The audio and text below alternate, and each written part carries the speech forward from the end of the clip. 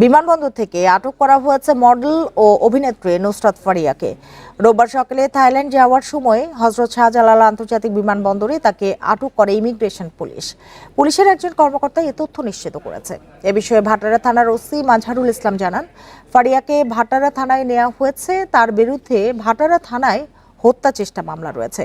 ইতিমধ্যে বুঝতেই পারছেন আজকের খবরটি কতটা গুরুত্বপূর্ণ একটি খবর। বন্ধুরা চলুন ভিডিওতে আজকে আর বেশি কথা বাড়াবো না, সরাসরি আজকে আমরা চলে যাব মূল ভিডিওতে। আর সেখানে আজকে আমরা দেখব আজকের খবরের বিস্তারিত।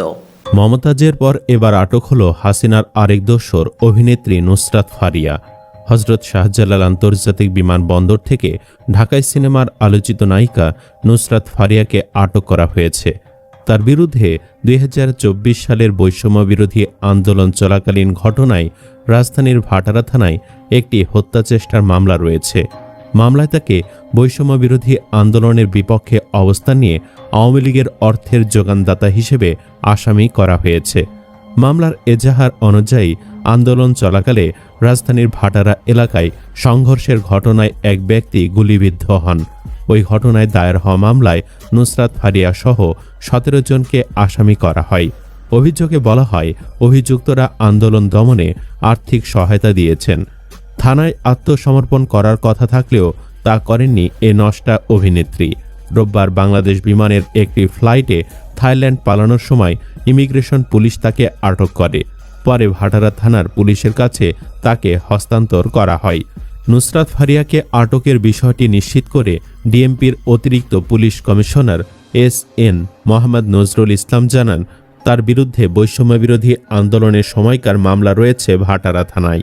যেহেতু মামলা রয়েছে সেজন্য ইমিগ্রেশন পুলিশ তাকে আটকে দিয়েছে। এরপর ভাটারা থানা তাকে হস্তান্তর করা হয়। ফারিয়া আটক নাকি গ্রেফতার দেখানো হচ্ছে জানতে চাইলে তিনি বলেন, মামলা যেহেতু আছে তবে সেই মামলায় তার সংশ্লিষ্টতা কতটুকু আছে সেটি পর্যালোচনা করার পর গ্রেফতারের ব্যাপারে সিদ্ধান্ত নেওয়া হবে। আপাতত তিনি আটক থাকছেন। একটি সূত্র আমাদেরকে নিশ্চিত করেছেন, মামলা থেকে বাঁচতেই তিনি দেশ থেকে পালাচ্ছিলেন, তবে পালিয়েও শেষ রক্ষা হলো না। উল্লেখ্য, হাসিনা তার স্বৈরতন্ত্র বাস্তবায়ন করতে বাদ রাখেননি দেশের কোনো সেক্টরকেই। বিগত 1.5 দশকে আওয়ামী ফ্যাসিজমের বয়ান নির্মাণে হাতিয়ার করা হয়েছিল সংস্কৃতি অঙ্গনকেও। নায়কদের পাশাপাশি নুসরাত ফারিয়ার মতো নায়িকারাও পরিণত হয়েছিল হাসিনার দোসরে। এসব অভিনেত্রীদের নিয়মিত যাতায়াত ছিল মন্ত্রীদের বাসায়। সেই সুবাদে তারা মোটা অঙ্কের অর্থের পাশাপাশি হাতিয়ে নেন অনেক ধরনের সুযোগ সুবিধা। হাসিনা সরকারের পলায়নের পর তাদের বেশিরভাগকেই আর দেখা যায় না। তবে নুসরাত ফারিয়া এতদিন দেশেই ছিলেন। শেখ হাসিনা তেলবাজি করে মুজিবের বায়োগ্রাফি মুজিব একটি জাতির রূপকার সিনেমায় কাজ বাগিয়ে নেন ফারিয়া। এই সিনেমায় তিনি শেখ হাসিনার পার্ট নিয়েছিলেন। স্বৈরাচারের দোসর হিসাবে কাজ করেও নুসরাত ফারিয়ার মধ্যে বিন্দুমাত্র অনুশোচনা ছিল না তার। এক সাক্ষাৎকারে নুসরাত ফারিয়া ইংরেজিতে জবাব দেন, যার বাংলা করলে দাঁড়ায়, আমি বলতে চাই এখানে অনুশোচনার মতো কিছুই নেই। জুলাই আন্দোলনে হত্যাকারীদের আর্থিক সহায়তা দিয়েও এতদিন দেশেই বহাল তবিয়তে ছিলেন ফারিয়া। তার নষ্টামি চলছিল আগের মতোই। ঈদে মুক্তি পাওয়া সিনেমা জিন 3-তে অভিনয় করেছেন তিনি। সিনেমাটি সেভাবে আলোচিত না হলেও আলোচনায় ছিল এর গান কন্যা। গানে পারফরমেন্সে নুসরাতকে দেখে বেশ মজে উঠেছিল দর্শকেরা। সম্প্রতি সামাজিক মাধ্যমে কয়েকটি ছবি শেয়ার করেন নুসরাত। তাতে দেখা যায় বেশ লাইট মেকআপে ছিলেন এই নষ্টা। সাদা ব্রালেটে অর্ধ উলঙ্গভাবে নেমে পড়েছেন সুইমিং পুলে, আর নিজেকে একটু একটু করে ভিজিয়ে নেন নায়িকা। এ সময় ক্যামেরায় বিভিন্ন পোজ দেন নুসরাত। শরীরের অর্ধেকটা জলে ডুবিয়ে নিজেকে যেন করে তোলেন আরও উষ্ণ ও আবেদনময়ী। অবশ্য নুসরাত ফারিয়ার নষ্টামি এটাই নতুন না। বিভিন্ন মন্ত্রীদের বিছানায় আসা যাওয়া ছিল তার। এমনকি মন্ত্রীদের সাথে ফষ্টি নষ্টি করার জন্য নিজের হবু স্বামীর আংটি পর্যন্ত ফিরিয়ে দেন। ফারিয়া যেসব মন্ত্রীদের বিছানায় যেতেন তার মধ্যে অন্যতম একজন জুনায়েদ আহমেদ পলক। আমরা ইন্টারনেট বন্ধ করিনি, বন্ধ হয়ে গেছে, কিংবা স্যাটেলাইটে পানি ঢুকে ইন্টারনেট বন্ধ হয়ে গেছে। শিক্ষার্থীদের বৈষম্য বিরোধী আন্দোলনের সময় দেশব্যাপী নেটওয়ার্ক বন্ধ করে দিয়ে এমন হাস্যকর কথাই বলেছিল সাবেক আইসিটি প্রতিমন্ত্রী। ফ্যাসিস্ট সরকারের অন্যতম মুখপাত্র জুনায়েদ আহমেদ পলক। তার মন খারাপ মানে বিরাট আয়োজন। যেন পলকের মন খারাপের মহাঔষধ ছিলেন এই নুসরাত ফারিয়া। কখনো মেজাজ হারালেই ভাগ্য খুলে যেত এই অভিনেত্রীর। ফারিয়ার ফিটনেসের প্রতি বিশেষ নজর ছিল পলকের, তাই কোনোভাবে মন খারাপ হলে বিছানায় ডাক পড়ত ঢালিউড নায়িকার। কেবল এটাই নয়, পলকের সঙ্গে সম্পর্কের জেরে 9 বছরের প্রেম এবং বাগদান ভেঙে দেন নুসরাত ফারিয়া। আওয়ামী লীগ সরকার পতনের ফলে কেবল রাজনৈতিক অঙ্গনে নয়, বরং এর প্রভাব পড়েছে শোবিজ অঙ্গনেও। হাসিনা সরকারের পতনের পর আলো আসবে নামে একটি হোয়াটসঅ্যাপ গ্রুপের কিছু স্ক্রিনশট ফাঁস হয়। তারপর থেকে বেরিয়ে আসতে শুরু করে শোবিজ তারকাদের থলের বিড়াল। আবিষ্কৃত হয় বিভিন্ন রাজনৈতিক ব্যক্তিদের সখ্যতা এবং সংশ্লিষ্টতার বিষয়টি। সেই ধারাবাহিকতা বজায় রেখে নতুন করে সামনে আসে অভিনেত্রী নুসরাত ফারিয়ার নাম। বিভিন্ন মাধ্যমে চর্চিত হচ্ছে আওয়ামী সরকারের ডাক, টেলিযোগাযোগ এবং তথ্য প্রযুক্তি মন্ত্রণালয়ের প্রতিমন্ত্রী জুনায়েদ আহমেদ পলকের সঙ্গে ঘনিষ্ঠ সম্পর্ক ছিল ঢাকাই সিনেমার অভিনেত্রী নুসরাত ফারিয়ার। অভিনয় ক্যারিয়ারের প্রথম থেকেই সাহসী রূপে ধরা দিয়েছেন এই অভিনেত্রী। এমনকি খোলামেলা পোশাক নিয়ে অসংখ্যবার নেটিজেনদের কটাক্ষের শিকার হয়েছেন তিনি। এতটুকুই নয়, অন্যান্য ব্যক্তিদের সঙ্গে বিদেশে ঘুরে বেড়ানো নিয়েও নানান সময় সমালোচনার শিকার হয়েছেন নায়িকা।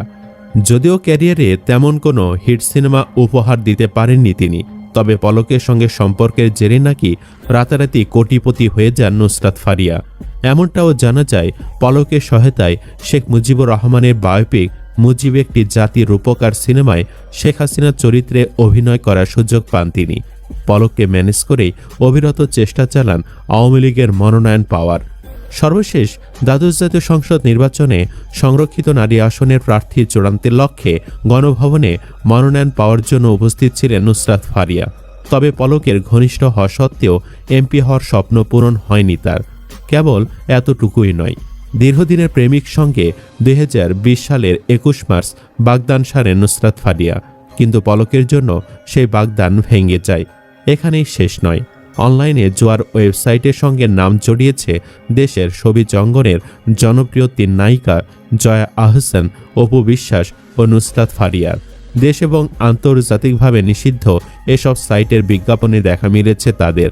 পাশাপাশি শুভেচ্ছা দূত হয়েছে নুসরাত। বিশেষ করে জয়া ও নুসরাত ফারিয়াকে শুধু বিজ্ঞাপনে দেখা গেলেও অপু বিশ্বাস হয়েছেন শুভেচ্ছা দূত। একটি বেটিং সাইটের বিজ্ঞাপনে কাজ করতে দেখা গেছে জয়া আহসান ও নুসরাত ফারিয়াকে। গত বছর ক্রিকেট বিশ্বকাপ চলাকালীন সময়ে প্রচারে আসে তাদের বিজ্ঞাপনগুলো। জোয়ার অ্যাপে বিজ্ঞাপন প্রসঙ্গে নুসরাত ফারিয়া বলেন, আমি যে বিজ্ঞাপনটি করেছি তা শুধু ভারতে প্রচার হয়েছে, দেশে প্রচার হয়নি। দেশে প্রচার না হলেও বিষয়টি কি ভারতে বৈধ কিনা জানতে চাইলে তিনি কোনো সদুত্তর দিতে পারেননি। জানায়, বিষয়টি পুরোপুরি না জেনে এতে যুক্ত হয়েছেন। শুধু সেই সাইটে নয়, ফারিয়া নিজেও তার ইনস্টাগ্রামে এগুলোর প্রচারণা করেছেন। গত আগস্টে ভারতের তথ্য ও সম্প্রচার মন্ত্রণালয় সংবাদ মাধ্যম, অনলাইন বিজ্ঞাপনের মধ্যস্থতাকারী ও সোশ্যাল মিডিয়া সহ সংশ্লিষ্ট সকল পক্ষকে অবিলম্বে জুয়ার উপর বিজ্ঞাপন বা প্রচারমূলক বিষয় দেখানো থেকে বিরত থাকার পরামর্শ দিয়েছে। এই পরামর্শ মেনে চলা ব্যতীত ভারত সরকার বিভিন্ন আইনের আওতায় যথাযথ পদক্ষেপ নিতে পারে বলেও জানিয়েছে। ভারতেও জুয়ার বিজ্ঞাপন প্রচারে নিষেধাজ্ঞা রয়েছে, এমনটা জানালে ফারিয়া বলেন, আমাদের দেশে এ ধরনের বেটিং সাইটের বিজ্ঞাপন প্রচারে নিষেধাজ্ঞা রয়েছে, তবে ভারতে নিষেধাজ্ঞা রয়েছে বলে আমার জানা নেই। এদিকে ফারিয়াকে আটক করায় খুশির জ্বর বইছে সামাজিক যোগাযোগ মাধ্যমে। জিহাদ নামে একজন লিখেছেন, প্রিয় অভিনেত্রী কট, ঢাকা হজরত শাহজালাল আন্তর্জাতিক বিমানবন্দর থেকে আটক হয়েছে খুনি হাসিনার চরিত্রে অভিনয় করা আলোচিত নুসরাত ফারিয়া। সে হাসিনাকে তেল মারতে গিয়ে বলেছিল সব মেয়ের মধ্যে নাকি একটা করে হাসিনা থাকে। এরা ছিল হাসিনার দোসর, এদের শাস্তি হওয়া উচিত। দর্শক, আপনি কি চান নুসরাত ফারিয়াকে যেন কঠিন শাস্তি দেওয়া হয়? ধন্যবাদ প্রিয় দর্শকবৃন্দ, আমাদের ফুল ভিডিওটি দেখার জন্য আপনাকে জানাই অসংখ্য অসংখ্য ধন্যবাদ। তো বন্ধুরা, আজকের এই নিউজটি দেখে আপনাদের কি মতামত অবশ্যই কমেন্ট বক্সে কমেন্ট করতে ভুলবেন না। আর হ্যাঁ, এমন নিত্য নতুন আপডেট খবর সবার আগে পেতে চাইলে এখনই আমাদের এই পিচ্চি সাকিব ইউটিউব চ্যানেলটি সাবস্ক্রাইব করুন। ধন্যবাদ।